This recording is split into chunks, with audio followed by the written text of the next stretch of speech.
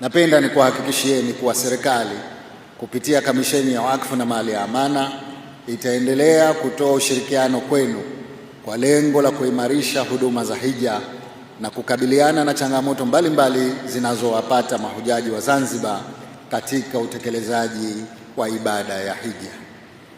Binafsi nafurahi kusikia kutoka mamlaka za hija za Saudi Arabia kuwa mahujaji wa Tanzania hasa wa Zanzibar wanasifiwa kwa kupata mafunzo ya kutosha na kupata usimamizi mzuri, hali ambayo inapelekea nchi yetu kutoingizwa kwenye orodha ya nchi zenye madoa kutokana na makosa ya wananchi wao wanaokwenda kuhiji.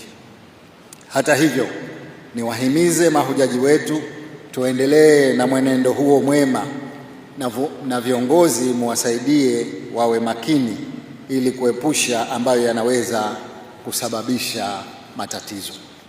Hivyo safari ya hija huwa ni fursa maalum ambayo sio kila mmoja wetu anaidiriki kuipata, ila kwa wale ambao Mwenyezi Mungu amewaruzuku neema hiyo.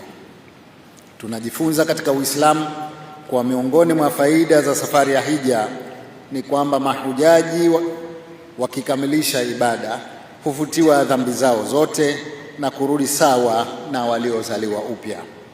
Hakika hii ni neema kubwa anayoipata anayekwenda kuhiji, sambamba na kumbadilisha katika mwenendo wake wa maisha na kuwa mcha Mungu zaidi.